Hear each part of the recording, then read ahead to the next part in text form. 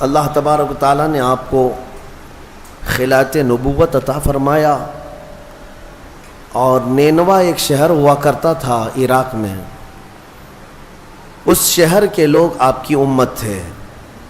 حضرت یونس علیہ الصلوۃ والتسلیم اپنی قوم میں تبلیغ فرماتے رہے، لیکن پوری قوم جو ہے بت پرستی کی شکار تھی، اور آپ کی تبلیغ سے کوئی ایک بھی مسلمان ہونے کو تیار نہیں۔ یونس علیہ السلام مسلسل انہیں سمجھاتے رہے، اللہ تعالیٰ کی طرف بلاتے رہے۔ پھر ایک وقت ایسا آیا کہ حضرت یونس علیہ السلام نے اللہ رب العزت کی بارگاہ میں عرض کیا کہ مولا، یہ میری قوم سنتی نہیں ہے، یہ راہ ہدایت پر آنا ہی نہیں چاہتی، میں انہیں کتنے دنوں سے تبلیغ کر رہا ہوں اور تیرے راہ کی طرف بلاتا ہوں، مگر ان میں سے کوئی نہیں آتا۔ اللہ عز و جل نے فرمایا، یونس بس ٹھیک ہے، اپنی قوم کو بشارت سنا دو عذاب کی، کہ بس 3 دن کے بعد خوفناک عذاب آئے گا اور اس میں وہ سب ہلاک و برباد ہو جائیں گے۔ حضرت یونس علیہ السلام اپنی قوم میں آئے اور اپنی قوم سے آخری مرتبہ کہا کہ دیکھو، اللہ عز و جل کی طرف سے مجھے یہ وحی آئی کہ اب اللہ تعالیٰ اس بستی پر عذاب نازل فرمائے گا، اور ایسا عذاب کہ تمہارے ساری نشانیاں ختم ہو جائیں گی۔ تو قوم میں بہت سارے لوگوں نے مذاق اڑایا کہ یہ ایسے ہی ڈرا رہے ہیں، بات کچھ ہے نہیں۔ لیکن ان میں سے جو عقل والے لوگ تھے، بوڑھے لوگ تھے، انہوں نے کہا، ہم نے آج تک یونس کو کبھی جھوٹ کہتے ہوئے نہیں سنا علیہ الصلاۃ والتسلیم۔ حضرت یونس علیہ السلام یا کوئی بھی نبی ہوں، اعلان نبوت سے پہلے یا بعد میں کبھی انبیاء سے کوئی گناہ سرزد نہیں ہوتا۔ تو سارے لوگوں نے کہا، ہم نے آج تک انہیں کبھی جھوٹ بولتے ہوئے نہیں سنا یا مذاق کرتے ہوئے بھی نہیں دیکھا، تو بھلا کیوں ہمارے ساتھ ایسی بات کہیں گے؟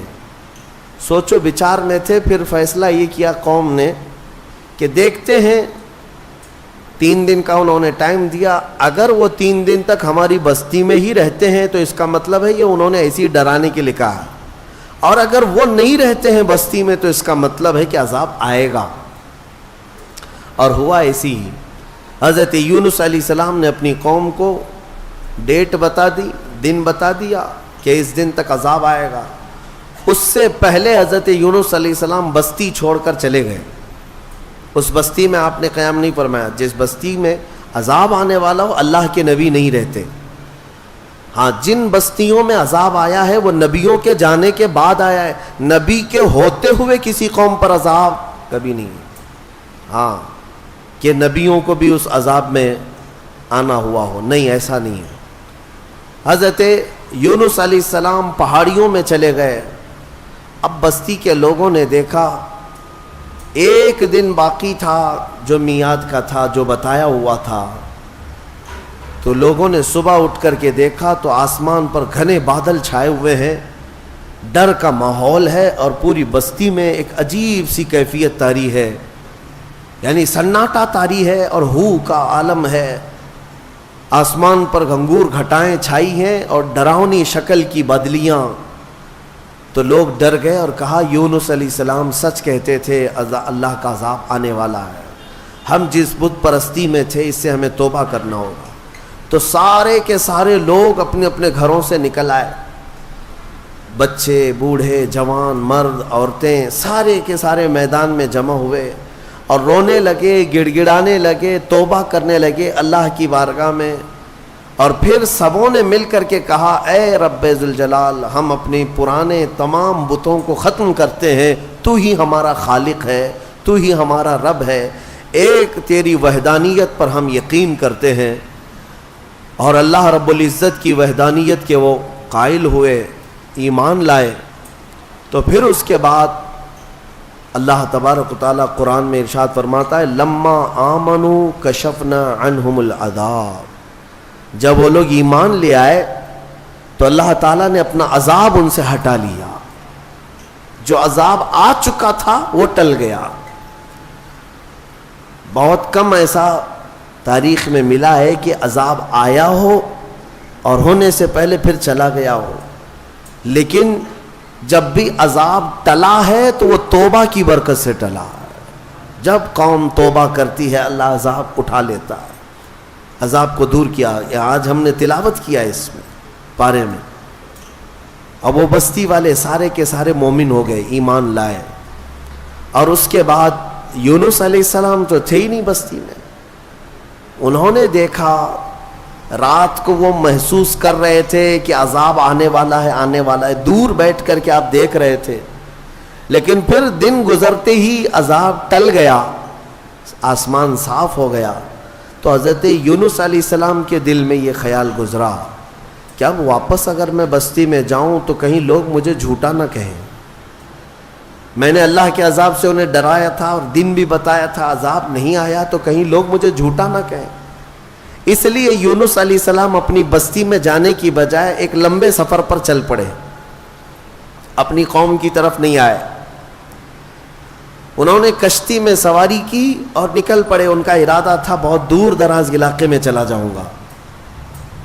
اب یہاں پر میں آپ سے بتانا چاہتا ہوں، یونس علیہ السلام نے انتظار نہیں کیا اللہ رب العزت کی وحی کا کہ اللہ کا حکم کیا آتا ہے، اس سے پہلے ہی حضرت یونس علیہ السلام چل پڑے اور کشتی میں بیٹھے۔ کشتی جب بیچ میں دریا میں پہنچی تو رک گئی، چلتی نہیں تھی، یا تو ہچکولے کھاتی یا تو ڈوبنے کے آثار نظر آتے ہیں۔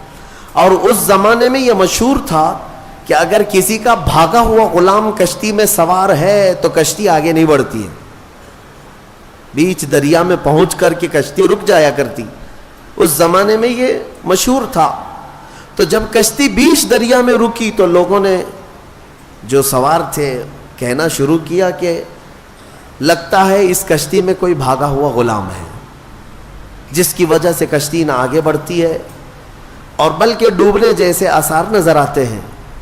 حضرت یونس علیہ السلام نے ان سب کے سامنے کہا، ہاں میں وہ غلام ہوں جو اپنے رب سے بھاگ کر آیا، میں ہی ہوں، انتظار کیے بغیر آ گیا ہوں، لیکن آپ کی شرافت دیکھ کر کے لوگوں نے آپ کے ساتھ اچھا معاملہ کیا، لیکن ہوتا یہ تھا کہ جو بھاگا ہوا غلام ہے اسے اٹھا کر کشتی سے سمندر میں پھینکا جاتا تھا، تب کشتی آگے بڑھتی تھی۔ اب بیچ دریا میں ہے، لوگوں نے یہ کہا کہ نہیں، یونس علیہ السلام چہرے سے اتنے شریف ہیں، اخلاق کے اتنے اعلیٰ ہیں، یہ ایسا نہیں کر سکتے، لہٰذا کشتی میں بیٹھے ہوئے سارے لوگوں نے قرعہ اندازی کی کہ جس کا نام نکلے گا اس کو سمندر میں ڈالا جائے گا، اس کو دریا میں ڈال دیا جائے گا۔ تو قرعہ میں حضرت یونس علیہ السلام کا ہی نام نکلا، جب قرعہ اندازی کی گئی ان کا ہی نام نکلا۔ پھر بھی کشتی والوں نے کہا دل نہیں مانتا ہے کہ اتنے اعلیٰ اخلاق والے، اتنے حسین چہرے والے کسی نیک آدمی کو دریا میں ڈال دیا جائے۔ پھر دوبارہ قرآن اندازی کی گئی، دوسری بار جب قرآن اندازی کی گئی تو پھر یونس علیہ السلام کا نام آیا، تیسری بار قرآن اندازی کی گئی پھر حضرت یونس کا نام آیا، تو مجبوراً سب لوگوں کا اتفاق ہوا، حضرت یونس علیہ السلام کو اٹھا کر کے دریا میں ڈال دیا گیا۔ یہ حضرت یونس علیہ السلام کا دریا میں جیسے ہی ڈالا جانا تھا، دریا میں موجود ایک بہت ہی بڑی قسم کی مچھلی نے منہ کھولا اور آپ کو نگل لیا۔ حضرت یونس علیہ السلام کو مچھلی نے نگل لیا۔ اب آپ مچھلی کے پیٹ میں چلے گئے، لیکن ایک بات یاد رکھیں، مچھلی کی غذا بن کر کے نہیں گئے تھے آپ کہ مچھلی نے نبی کو غذا بنا لیا ہو، لقمہ بنا لیا ہو، بلکہ مچھلی کو حکم تھا کہ یہ تیری غذا نہیں ہے بلکہ یہ میرے نبی کی امان گاہ ہے، حفاظت گاہ ہے۔ اور مچھلی کے پیٹ میں یونس علیہ السلام گھنٹہ، 2 گھنٹہ، 3 گھنٹہ، دن، 2 دن نہیں، 40 دن تک رہے، 40 دن تک مچھلی کے پیٹ میں رہے، اور وہ دریا میں آپ کو لے کر گھومتی رہی۔ مچھلی کے پیٹ میں اندر رہنا کیا یہ ممکن ہے یا ناممکن ہے؟ میرے عزیزوں، آپ کو حیرت ہوگی، تھوڑا سا آپ مطالعہ کریں اور سرچ کریں تو آپ کو پتا چلے گا آج کی دنیا میں بھی سائنس میں یہ ریسرچ سے ثابت ہوا ہے. 2 ایسے لوگ ملے جن کو ویل مچھلی نے نگل لیا تھا. ایک شخص 8 دن کے بعد باہر نکلا, ایک آدمی 3 دن کے بعد باہر نکلا, لیکن دونوں زندہ نکلے. یہ اس صدی کی بات کر رہا ہوں میں, اس زمانے کی. اور یونس علیہ السلام تو اللہ کے نبی ہیں, لیکن بات اتنی ہے کہ مولا جس کو جہاں چاہے محفوظ رکھے, یہ وہ قادر مطلق ہے. 40 دن تک اندر رہے. اس مچھلی کے پیٹ میں جو چیز ہوتی ہے وہ کیا ہوتی ہے؟ ایک راستہ ہوتا ہے, پھسلنے والا راستہ جو چربی کی طرح ہوتا ہے, اور اندر جانے کے بعد ایک بڑا گھر کی طرح سے اس کا پیٹ. بس یہ ہے کہ نرم ملائم گھر تو ہوتا ہے, لیکن روشنی کہیں سے نہیں ہوتی, بالکل اندھیرا. باقی سب آرام کی چیزیں ہیں. زندگی کے لیے انسان کے مچھلی کے پیٹ میں بھی آرائش ہے یا اہتمام ہے, لیکن روشنی کا کوئی انتظام نہیں. یونس علیہ السلام اس اندھیری کوٹھری کے اندر یعنی مچھلی کے پیٹ کے اندر 40 دن بتائے, 40 دن.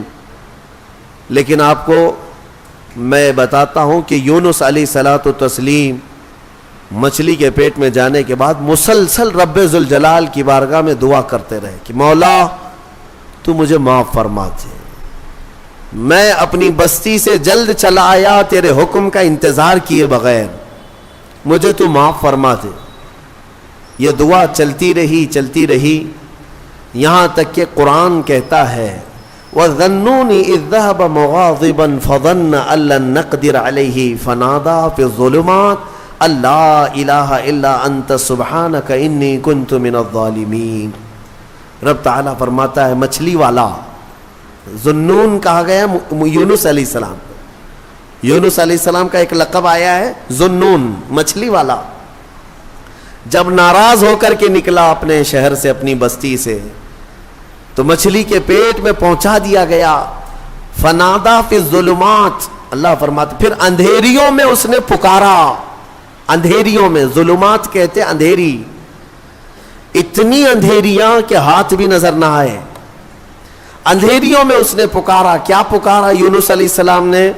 لا الہ الا انت سبحانک انی کنت من الظالمین. اس کو آیت کریمہ کہتے ہیں نا, بہت ہی اثر انداز ہے, بہت ہی اثر انداز. اللہ تبارک و تعالیٰ کی تسبیح ہے. یونس علیہ السلام نے یوں عرض کیا کوئی معبود نہیں سوائے تیرے اے مولا, تجھی کو پاکی ہو, تجھی کو پاکی ہو. انی کنت من الظالمین, اپنے متعلق اعتراف کیا. اور اللہ تبارک و تعالیٰ کو یہ جملہ اتنا پسند آیا کہ فوراً مولا فرماتا ہے فَاسْتَجَبْنَا لَهُ وَنَجَّيْنَاهُ مِنَ الْغَمِّ. ہم نے فوراً ان کی دعا کو قبول کر لیا اور ان کو اس غم سے آزاد کر دیا. اللہ تبارک و تعالیٰ نے فوراً آزاد کیا. کیا کیا؟ مچھلی نے کنارے پر آ کر اگل دیا.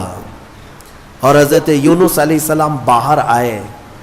باہر آنے کے بعد جانتے ہیں آپ کی کیفیت کیا تھی؟ ساحل پر آپ لیٹے رہے ایسے کہ آپ ہاتھ بھی نہیں اٹھا سکتے تھے, پیر بھی نہیں اٹھا پاتے, اور جسم اتنا کمزور, اتنا نحیف ہو چکا تھا, پورا جسم سفید ہو چکا تھا, پورا جسم سفید. اور آپ 8 دن تک بے ہوش رہے وہیں ساحل پر, اور اس کے بعد 40 دن تک سوئے رہے وہیں پر, اٹھ نہیں پائے 40 دن تک. لیکن رب ذوالجلال نے وہاں پر آپ کا کیا انتظام فرمایا تھا؟ حدیث پاک میں بھی ملتا ہے آپ کے سر کے پاس اللہ نے کدو کی بیل پیدا فرمائی, کدو کی بیل. اور کدو قریب آپ کے منہ کے قریب آتا اور آپ بغیر کسی محنت کے اسے کھا لیا کرتے تھے. اور ایک ہرن آتی جو آپ کو قریب سے دودھ پلا کر چلی جاتی تھی.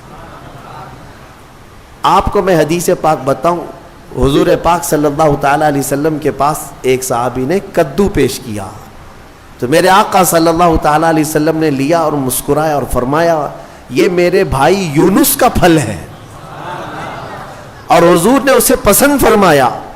اور کدو کے فوائد آج بھی لوگ گنا رہے ہیں. جب نہایت کمزوری ہو تو کدو کو کھانے سے فوری طور پر طاقت پیدا ہوتی ہے. جتنی بھی اس کے اندر کمیاں آئی ہوں اس کدو کے ذریعے سے اس کی اصلاح ہوتی ہے. بلکہ عاشقوں کی جماعت اس کو کدو نہیں کدو شریف کہا کرتے ہیں. ہاں، حضور پاک صلی اللہ تعالیٰ علیہ وسلم کی مرغوب غذا ہے، پسندیدہ ہے. نبیوں سے جو چیز ریلیٹڈ ہو جائے وہ یقیناً شریف تو ہوتی ہے. یہ حضرت یونس علیہ السلام پھر 40 دن کے بعد کھڑے ہوئے. 50 دن ہو گئے آپ کو، اور پھر 40 دن مچھلی کے پیٹ میں. یوں سمجھ لیں تقریباً 3 مہینے کا عرصہ گزر گیا اپنی بستی سے بچھڑے ہوئے. واپس جب 3 مہینے کے بعد یونس علیہ السلام اپنی بستی میں آئے تو ساری بستی والے بڑے خوش ہو گئے ہیں. سب دوڑے دوڑے آئے، آپ کے ہاتھوں پر سارے لوگوں نے بیعت کیا، اور اللہ کے نبی کی جیسی پیروی کرنی تھی پوری بستی والوں نے پیروی کیا. اللہ تبارک و تعالیٰ نے اس قوم کو معاف فرمایا. میں نے پڑھا جتنے نبیوں کی امتیوں کے بارے میں، صرف یونس علیہ السلام کی قوم ایک ایسی ہے جو گناہ کے بعد یا شرک اور بت پرستی کے بعد واپس پلٹ آئی تو اللہ نے ان کو اپنے محبوب جماعت میں شامل فرمایا. اتنا ہی نہیں، کچھ تفسیروں میں یہ بھی ہے کہ یونس علیہ السلام کی امت کو اللہ تعالیٰ نے آج تک زندہ رکھا ہے. جیسے اصحاب کہف ہیں، یونس علیہ السلام کی امت کے لوگ وہ پہاڑیوں میں، جزائر میں کہیں پر ہیں. بعض مفسرین وَمَتَّعْنَاهُمْ کی تفسیر کرتے ہوئے فرماتے ہیں کہ وہ آج بھی زندہ ہے، اور جب امام مہدی آئیں گے تو امام مہدی کی فوج میں وہ یونس علیہ السلام کی امت بھی شامل ہوگی. بعض تفاسیر میں یہ موجود ہے. تو یعنی میرے عزیزوں اس میں کئی چیزیں موجود ہیں. پہلی بات تو یہ ہے، میں آج ہی کہہ رہا تھا کبھی کبھار ہمیں یہ احساس ہوتا ہے حالات دیکھنے کے بعد کہ قوم کو ہم بھی صبح شام بیدار کرنے کی کوشش کرتے رہتے ہیں. کچھ ہمارے خلاف بولتے ہیں، یا کچھ ہمیں طعن و تشنیع کرتے ہیں، یا کچھ ہمیں گالیاں دیتے ہیں. ٹھیک ہے، سب کا اپنا اپنا حصہ ہے. لیکن انسانی فطرت ہوتی ہے، کبھی انسان اوب جاتا ہے، کیا ان کے پیچھے سر کھپائیں، چھوڑو جانے دو. قوم اپنے اپنے راہ دیکھے گی، میں اپنی اصلاح کر لوں، آخرت میں مجھے جواب دینا ہے. سچ بتاؤں، آج ہی میں کہہ بھی رہا تھا اس بات کو کہ کبھی دل کرتا ہے کہ یہ حالات جو آج ظالم بنا رہے ہیں، ایک بات دیکھ رہے ظلم کی ایسی نئی صورتیں یہ لا رہے ہیں کہ انہیں ہر چیز سے اب تکلیف ہونے لگ گئی. اذان سے، نماز سے، ٹوپی سے، داڑھی سے، برقعے سے، قرآن سے، اسلام سے، میرے نبی کے نام سے. کیا چیز بچایا گیا؟ ساری چیزیں دھیرے دھیرے. بلکہ آپ یہ بھی کام شروع کر دیا گیا کہ ادھر اذان ہو رہی ہو اور ادھر سامنے مسجد کے باہر کچھ شرپسند ناچ گانے کر رہے ہوں، وہ اپنی آوازیں بلند کر رہے ہوں. یہ شیطانی شرارتیں عروج پر آ رہی ہیں، تیز ہوتی جا رہی ہیں. ان حالات میں ہماری قوم کی ذمہ داریاں کیا تھیں؟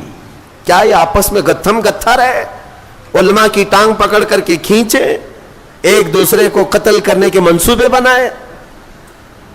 اسی لیے کسی نے کہا تھا کہ نشیمن سے دھواں اٹھتا ہے اور تم کہتے ہو ساون ہے. گھر کو آگ لگی ہوئی ہے، گھر جل رہا ہے، اور تم کہہ رہے ہو کہ ساون کا مہینہ چل رہا ہے. میرے عزیزوں، ان چیزوں سے اوپ کر کے کبھی ہم اگر یہ سوچتے ہیں کہ چھوڑو جانے تو ہم جنگل کی طرف چلتے ہیں 2 بکریاں لے کر کے. میرے آقا صلی اللہ علیہ وسلم کی حدیث بھی ہے، وہ شخص اخیر زمانے میں اپنا ایمان بچا لے جائے گا جو چند بکریاں لے کر کے جنگلوں کی طرف چلا جائے گا. کبھی ہم یہ سوچتے ہیں، لیکن پھر سورہ یونس پڑھنے کے بعد یہ پتا چلتا ہے نہیں، اللہ کا حکم ہے کہ پھر قوم کو کس کے حوالے چھوڑ آئے تھے. اگر اس بات پر پکڑ ہو گئی، وہ اللہ کے نبی یونس علیہ السلام کو اللہ تبارک و تعالیٰ نے 40 دن مچھلی کے پیٹ میں اندھیریوں میں گزروایا، صرف اس لیے کہ وہ قوم کو چھوڑ کر کے آئے تھے. ہاں، علماء کو قوم کو چھوڑ کر جانے کی اجازت بھی نہیں ہے. بہرحال ہم دعا یہی کرتے ہیں کہ مولا تبارک و تعالی کسی کے ذریعے سے امت مصطفیٰ کی اصلاح عطا فرمائے، انہیں ہدایت عطا فرمائے۔ میرے عزیزوں، دوسری بات مجھے یہ عرض کرنی ہے کہ قوم یونس شرک بھی کر رہی تھی، بت پرستی بھی کر رہی تھی، لیکن سچے دل سے ایمان لانے کے بعد آیا ہوا عذاب ٹل گیا۔ بدلیاں چھا چکی تھی، پورے آسمان پر نظر آ رہی تھی، وہ عذاب ٹل گیا۔ میں آج پھر سے یہی کہتا ہوں، اگر یہ ظالم مسلط کیے گئے ہیں تو یہ بھی اللہ کا ایک عذاب ہے، اللہ کا عذاب ہے۔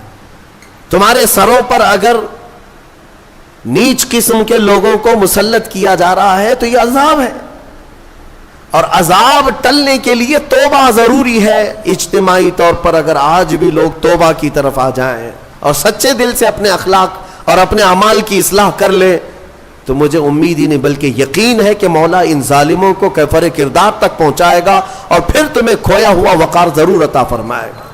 بزرگوں نے ہمارے فرمایا ہے کہ ہمیں واپس ملے گی ساری چیزیں، لیکن شرط یہ ہے ان کنتم مؤمنین، تم سچے ایمان والے تو ہو جاؤ، حضور پاک صلی اللہ تعالی علیہ وسلم کے قدموں کی طرف تو آ جاؤ۔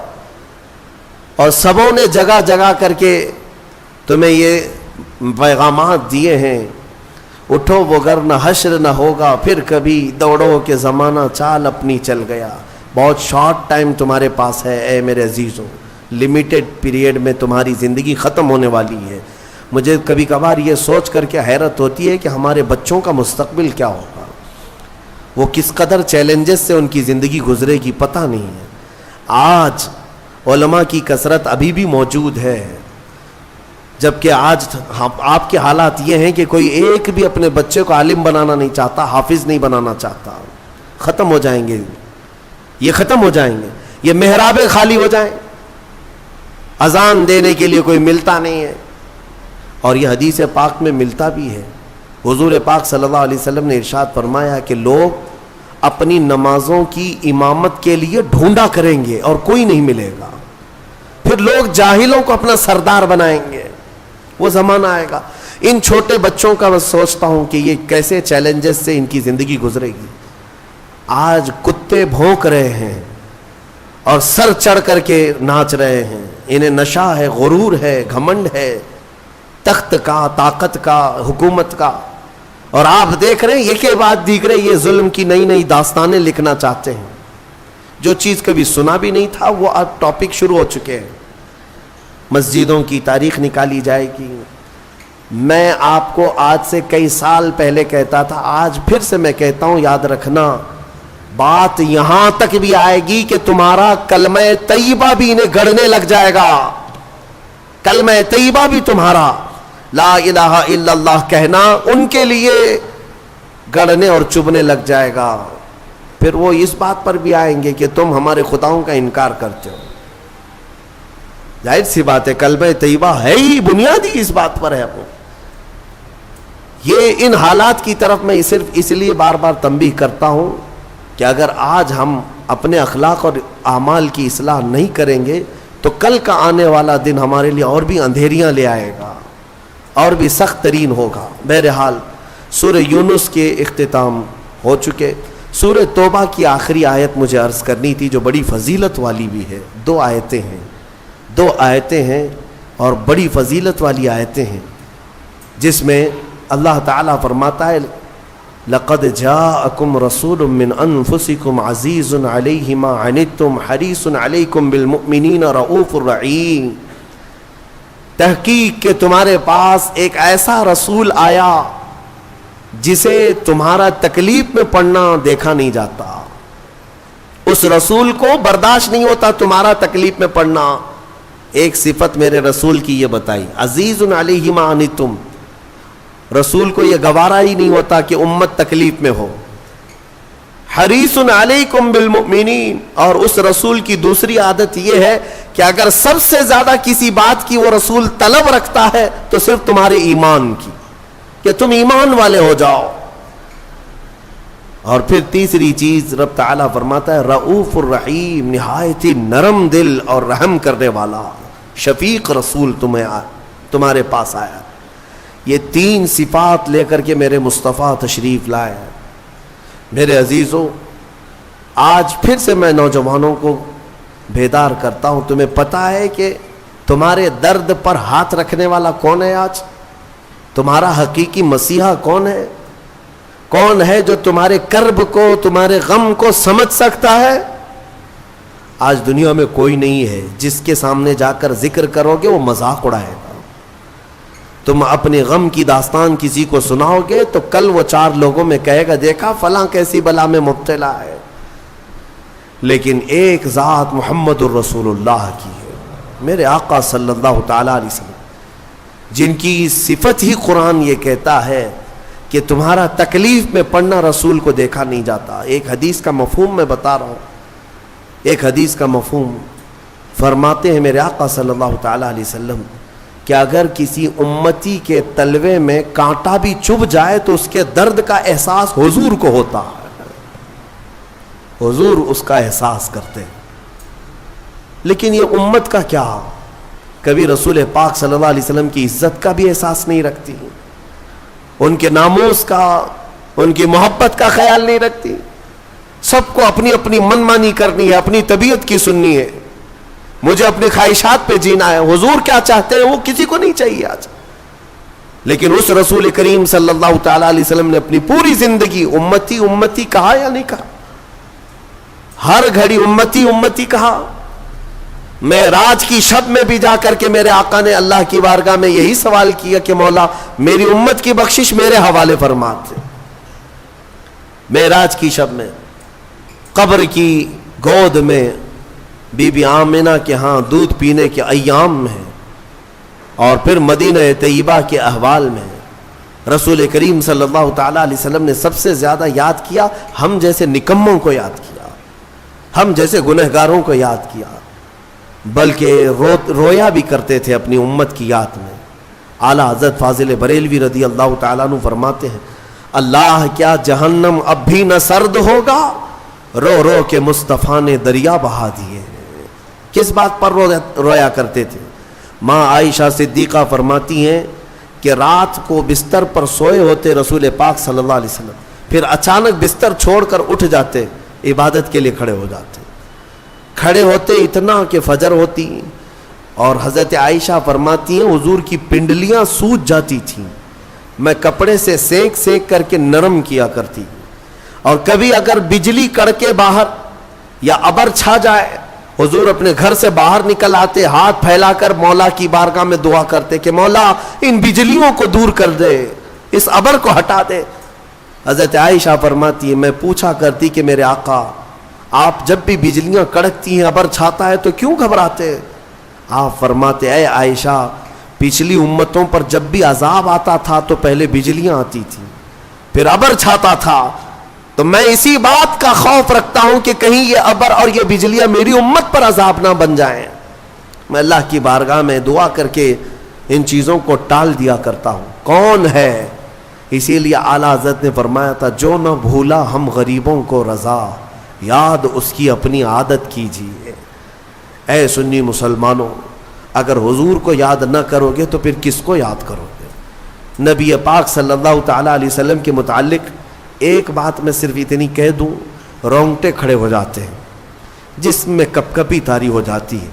وہ وقت جب آپ کا آخری تھا، ظاہری دنیا سے رخصتی کا وقت ہے. حجرہ عائشہ میں میرے آقا آرام کر رہے ہیں، بخار کی شدت ہے، ملک الموت اندر داخل ہوئے ہیں، حضور کی اجازت سے روح قبض کرنے آئے تھے. یہ سکرات کا جو وقت ہوتا ہے نا، نزع کا وقت بہت شدید ہوتا ہے. آپ ایکسپلین میں نہیں کر سکتا کہ وہ وقت کیسا ہوتا ہے، کیونکہ جو جھیلا ہے وہ پھر واپس آیا نہیں بتانے کے لیے.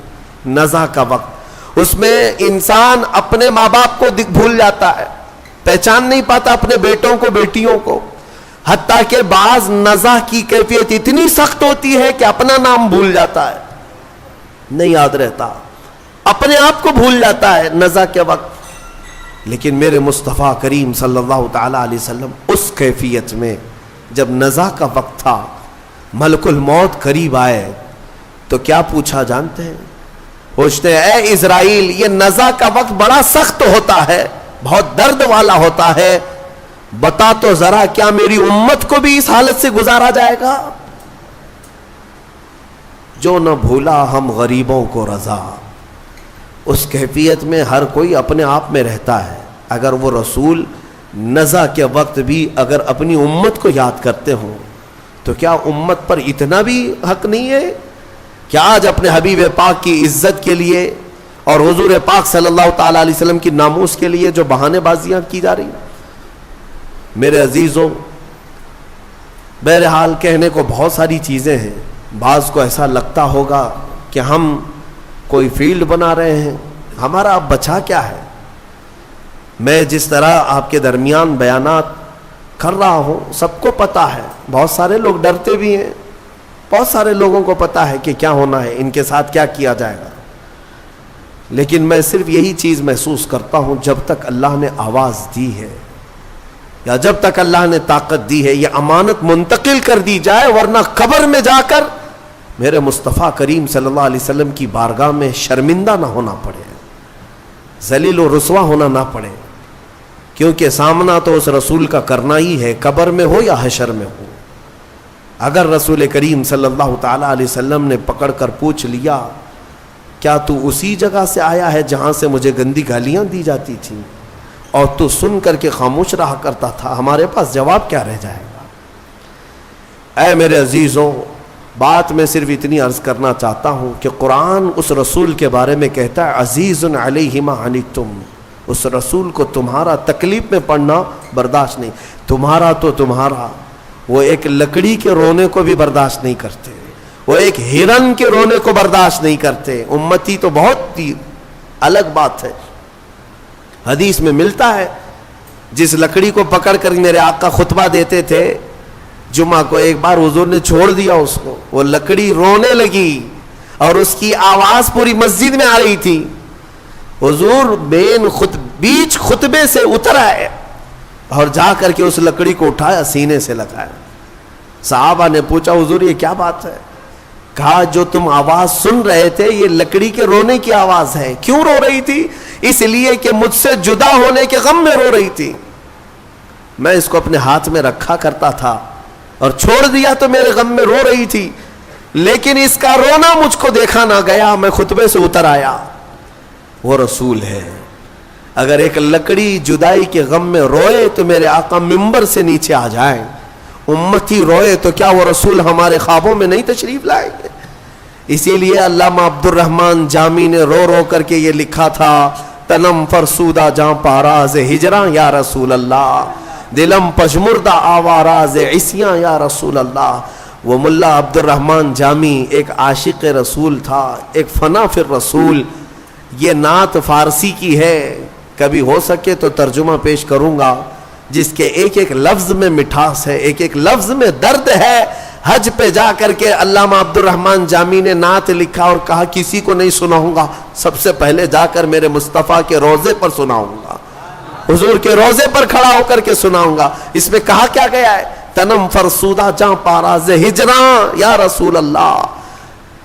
اے اللہ کے رسول، میرا جسم ٹکڑے ٹکڑے ہو رہا ہے اور میری جان پھٹ چکی ہے. کس بنیاد پر؟ آپ سے دوری اور آپ کی جدائی میں، آپ سے دوری اور آپ کی جدائی میں.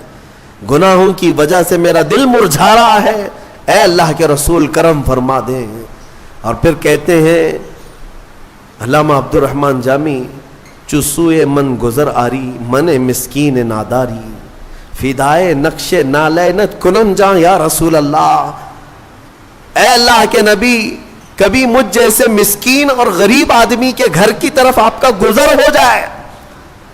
میرے پاس کچھ ہے نہیں، کوئی دولت رکھتا نہیں، اگر ایک بار مجھ مسکین کے گھر کی طرف سے آپ کا گزر بھی ہو جائے یا رسول اللہ، یہ عبد الرحمن جامی جہاں آپ کے قدم پڑیں گے اس قدم کے نقشے پر اپنی گردن قربان کرے گا. فدائے نقش نالینت کنن جاں یا رسول اللہ، میں اپنی جان وہاں پر پیش کر دوں گا جہاں جہاں آپ کے نالے پاک کا نقش پڑے گا. تو یہ نعت لکھ کر کے وہ پہنچے تھے. لیکن جانتے ہیں روایات یہ بتاتی ہیں کہ مکہ سے مدینہ جب جانے کا ان کا وقت ہوا عبد الرحمن جامی کا، میرے آقا صلی اللہ علیہ وسلم مکہ کے ایک گورنر کے خواب میں آئے، اس وقت جو شریف مکہ تھے، اور جامی کا حلیہ بتا کر کے کہا اس کو مدینے آنے مت دینا۔ دوسرے دن گورنر آئے، مدینے جانے والوں کو دیکھا تو عبد الرحمن جامی بھی جا رہے تھے، پکڑا، کہا آپ نہیں جا سکتے۔ سارا قافلہ چلا گیا۔ کیا گناہ ہے پتہ نہیں، اس گورنر کو بھی نہیں معلوم، لیکن روک دیا گیا۔ عبد الرحمن جامی روتے رہے۔ دوسرے دن انہوں نے سوچا یہ تو شاہی حکم ہے، درباری حکم ہے، مین راستے سے اب جانے نہیں دیا جائے گا۔ انہوں نے بہانے سے ایک اونٹ والے کو پیسے دے کر کہا تیرے اونٹ کے اوپر جو سامان لدتا ہے اس کی ایک گونی میں، ایک تھیلے کے اندر مجھے سل دے اندر اور مدینے لے چل۔ مان لیا اس نے، تھیلے کے اندر اپنے آپ کو ڈال لیا، اونٹ کے سامان میں چھپ گئے، مدینے کے راستے پر نکل رہے تھے۔ مصطفیٰ کریم صلی اللہ علیہ وسلم سے کون سی چیز چھپی ہے؟ اس گورنر کے خواب میں میرے آقا تشریف لائے دوسرے دن اور کہا عبد الرحمن جامی فلاں اونٹ پر فلاں سامان میں چھپ کر مدینے آ رہا ہے، اسے روک دو۔ دوسرے دن گورنر گیا اور اسی اونٹ کی تلاشی لی، سامان میں وہ نکل آئے۔ کہا کہ میں نے کل آپ کو روکا تھا، آج پھر جا رہے ہو۔ آپ نے حکم عدولی کی، اس بنیاد پر آپ کو جیل میں ڈال دیا جائے گا۔ جیل میں ڈال دیا۔ گورنر کو یہ نہیں معلوم تھا کہ کس وجہ سے روکا جا رہا ہے۔ عبد الرحمن جامی جب جیل میں اندر تھے تو پھوٹ کر کے رونے لگے۔ ایک عاشق کے لیے سب سے بڑی گھڑی یہی ہے کہ اسے مدینے سے جدا کر دیا جائے، اس کی جان نکل جائے گی۔ یاد وطن ستم کیا دشت حرم سے لائی کیوں، اعلیٰ حضرت نے بھی یہی فرمایا ہے، پھر کے گلی گلی تباہ ٹھوکریں سب کی کھائی کیوں، دل کو جو عقل دے خدا تیری گلی سے جائے کیوں۔ مدینے میں اپنے گھر کی یاد آ جانا بھی اعلیٰ حضرت کہتے ہیں یہ ظلم ہے۔ مدینے میں اگر اپنا گھر یاد آ گیا یہ ظلم ہے۔ مدینے میں رہ کر کے اگر کسی کو اپنا وطن یاد آ رہا ہے تو عبد الرحمن جامی کو جیل میں رکھا گیا تو رونے لگ گئے، بے قرار ہو گئے اور پکارنے لگے میرے آقا کو، یا رسول اللہ رحم فرمائیں، کیا قصور ہے میرا۔ شریف مکہ گورنر مکہ کو حضور اکرم صلی اللہ علیہ وسلم نے خواب میں پوچھا تیسرے دن کیا کیا تو نے عبد الرحمن جامی کے ساتھ؟ کہا اس کو جیل میں بند کر دیا۔ کہا کیوں؟ کہا کہ پتہ نہیں 2 مرتبہ اسے روکا گیا، پھر بھی وہ جانے کی بار بار کوشش کر رہا ہے، اس لیے جیل میں ڈال دیا گیا۔ پتہ نہیں کون سی غلطیاں ہیں اس کی، کون سی خطائیں، میرے آقا آپ کے مدینے میں وہ نہیں آ سکتا۔ اللہ کے حبیب صلی اللہ علیہ وسلم نے جو فرمایا وہی بات مجھے عرض کرنی ہے۔ کہا کہ عبد الرحمن جامی کو اس لیے نہیں روکا گیا کہ وہ خطا کار ہے، اسی لیے میں روک رہا ہوں کہ وہ آ کر میری قبر کے پاس ایک نعت سنانے والا ہے، اگر وہ سنایا تو مجھے اپنی قبر سے باہر آنا ہوگا۔ اللہ اکبر۔ یعنی میرے مصطفیٰ کریم صلی اللہ علیہ وسلم آج بھی غلاموں کی دستگیری فرماتے ہیں، آج بھی درد کا احساس میرے آقا رکھتے ہیں۔ امام بوصیری کے ساتھ کیا ہوا؟ فالج کے موقع پر جب آپ کو لقوہ مار گیا تب آپ نے قصیدہ بردہ لکھا تھا، مولا یا صلی وسلم دائما ابدا، 170 اشعار لکھے تھے۔ فالج ہوا تھا لقوہ، اور اس وقت بھی میرے آقا خواب میں تشریف لائے اور صرف ہاتھ ان کے جسم پر پھیر کر دعا کیا کہ اللہ تجھے شفا دے دے، اور جو تو نے میری تعریف میں قصیدہ لکھا لے میں اپنی چادر تجھے تحفے میں دیتا ہوں۔ چادر بھی عطا کی، اتنا دیا سرکار نے مجھ کو جتنی میری اوقات نہیں، یہ تو ان کا کرم ہے ورنہ مجھ میں تو ایسی بات نہیں۔ میرے کریم سے اگر قطرہ کسی نے مانگا دریا بہا دیے ہیں، دربے بہا دیے ہیں، اور اسی لیے میرے امام اعلیٰ حضرت نے سچ کہا ہے، کون دیتا ہے دینے کو منہ چاہیے، اور دینے والا ہے سچا۔ میرے آقا صلی اللہ علیہ وسلم کو اگر تم نہیں محسوس کر پائے تو آج آ جاؤ، اس آیت کو پڑھو۔ حضرت ابوبکر شبلی رحمۃ اللہ علیہ، اس بات پر میں سمیٹتا ہوں گفتگو کو، حضرت ابوبکر شبلی یہ سلسلہ قادریہ کے بڑے بزرگ ہیں، غوث پاک کے دادا مرشد ہوتے ہیں۔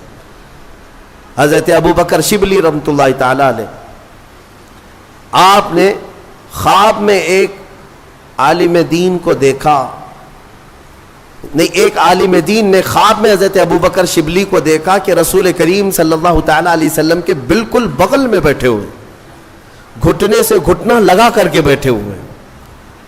तो वो सुबह उठ करके दौड़े दौड़े आए और हजरत शिबली के पास कहा कि मैंने इस हालत में आपको देखा ख्वाब में, रसूल करीम सल्लल्लाहु ताला अलैहि वसल्लम से इतने करीब आप बैठे हुए।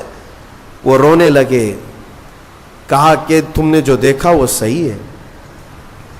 फिर पूछा आप क्या करते हैं, मुझे भी तो बताएं। हजरत शिबली ने ये फरमाया, मैं हर फर्ज नमाज के बाद ये पढ़ता हूँ, लक़द जाअकुम रसूलुम मिन अनफुसिकुम अज़ीज़ुन अलैहि मा अनित्तुम हरीसुन अलैकुम बिल मुमिनीना रऊफ़ुर रहीम। मेरा ये अमल है, बस इसी की पाबंदी की बुनियाद पर मेरे आका ने मुझे इतना करीब किया कि जब भी दीदार होता है हुजूर का तो मुझे बिल्कुल करीब बिठाया करते हैं। इस आयत करीमा को इसीलिए मैंने आपके सामने पढ़ा। अल्हम्दुलिल्लाह हमारा मामूल है, बहुत सालों से इसके तजुर्बात भी हमने देखे, इसलिए आप सब भी इसका विर्द रखें, हर नमाज के बाद इस आयत को ज़रूर पढ़ा करें। ये दो आयतें सूरह तौबा की आखिर की, इसमें मेरे आका सल्लल्लाहु ताला अलैहि वसल्लम की तारीफ में मौला ने फरमाया अज़ीज़ुन अलैहि मा अनित्तुम, एक कि उन्हें तुम्हारा तकलीफ में पढ़ना देखा नहीं जाता, दूसरे ये कि वो ईमान की तलब रखते हैं तुम्हारे, सिर्फ और सिर्फ तुम ईमान ले आओ। हुजूर की यही एक तलब है, यही ख्वाहिश। आपको पता है वो मक्का का वक्त एक मरतबा ऐसा हुआ कि अबू जहल जालिम मरदूद लईन ने मेरे आका पर हाथ उठाए थे हरम पाक में, खाने काबा के अंदर। हुजूर अकरम सल्लल्लाहु ताला अलैहि वसल्लम पर हाथ उठाया और जख्मी किया। हुजूर अकरम सल्लल्लाहु ताला अलैहि वसल्लम को उसने जो ये गुस्ताखी की, लोग बैठकर तमाशा देखते रहे, कोई करीब नहीं आया। हुजूर वहां से फिर चल पड़े, अपने घर आए। उस वक्त हुजूर के चचा अमीर हमजा, वो पहलवान थे मक्का के, लेकिन ईमान वाले नहीं थे। उनको अपना दूसरा दीन जो मक्का वालों का था वो पसंद था, ईमान नहीं लाए थे। काफी लोग ला चुके थे लेकिन अमीर हमजा नहीं लाए। तो अमीर हमजा शिकार से वापस आ रहे थे, बीच रास्ते में किसी ने पकड़ करके उनसे कहा, हमजा आज तुम्हारे भतीजे मोहम्मद पर अबू जहल ने इतना हाथ उठाया, सबके सामने उसने मारा, किसी ने कुछ नहीं कहा। अमीर हमजा को गैरत जाग गई, अपने भाई का खून तो है, ईमान लाए हुए नहीं है, कुफ्र में, उसके बावजूद हुजूर पाक सल्लल्लाहु ताला अलैहि वसल्लम चूंकि सगे भतीजे हैं अमीर हमजा के, गैरत जाग गई। हुजूर के पास आए ही नहीं, सीधे हरम में गए। अबू जहल मीटिंग में बैठा हुआ था लोगों के दरमियान, उसका जामा पकड़ा, कॉलर पकड़ा, खींचते हुए सहन में लाए और बीच सहन में लाकर उसको इतना लातों से घोंसों से मारा, खूब मारा। और उसके बाद कहा, खबरदार, तू समझता है कि मोहम्मद यतीम हो गया और उसके घर में कोई नहीं, इसके बाद अगर उंगली भी उठाएगा तो तोड़ डालूंगा। अमीर हमजा का ये जलाल था, पूरा कुरैश देखता रह गया और दूसरे लोग खामोश रह गए, क्योंकि अमीर हमजा के मुकाबले में कोई नहीं आता था। अबू जहल खूब पीटा, मारा गया और उसके बाद दुम दबा कर चला भी गया। अमीर हमजा चूंकि बदला ले चुके थे और आवाज भी बुलंद हो गई लोगों के दरमियान कि हाँ, मोहम्मद को जितना सल्लल्लाहु अलैहि वसल्लम इसने, अबू जहल ने हाथ लगाया, उससे कई गुना ज्यादा तो अमीर हमजा ने पीट डाला उसको। हजरत अमीर हमजा आए हुजूर को ढूंढते हुए कि खुशखबरी दे दूं, कहाँ है हुजूर? एक जगह बैठे हुए थे। आए, कहा, भतीजे आज का हादसा मुझे पता चला कि उस मरदूद ने तुम पर हाथ उठाया, मुझसे बर्दाश्त नहीं हुआ, मेरी गैरत नहीं, गवारा नहीं किया। मैं आता भी तुमसे मिलने तो कैसे आता, इसलिए सीधे मैं शिकार से हरम में गया और पहले उसको अच्छी तरह से पीटा हूं, लोगों से पूछो, खूब मारा हूं, और फिर तुम्हारे पास आया हूं, बदला ले चुका हूं। हुजूर सुनते रहे, सुनते रहे, अमीर हमजा बोलते रहे। फिर थोड़ी देर के बाद अमीर हमजा ने कहा कि भूल जाओ गम को, अब मुस्कुरा तो दो, अब मुस्कुरा तो दो। हुजूर की मुस्कुराहट के तलबगार थे, आप मुस्कुरा दो, अभी जो हो गया खत्म, मैंने बदला ले लिया आपकी तरफ से। मेरे आका ने चेहरा उठाया और पूछा, हमजा आप मेरी खुशी चाहते हो, मेरी मुस्कुराहट चाहते हो? कहा, मेरे आका ने फरमाया, बदले से मैं नहीं मुस्कुराऊंगा, एक बार आप ईमान ले आओ, मैं मुस्कुरा दूंगा। कल मैं तैयबा पढ़ो। امیر حمزہ کہتے ہیں دنیا کا کوئی انسان ایسا نہیں ہوگا کہ وہ اپنے دشمن سے بدلہ لے لینے کے بعد خوش نہ ہوتا ہو.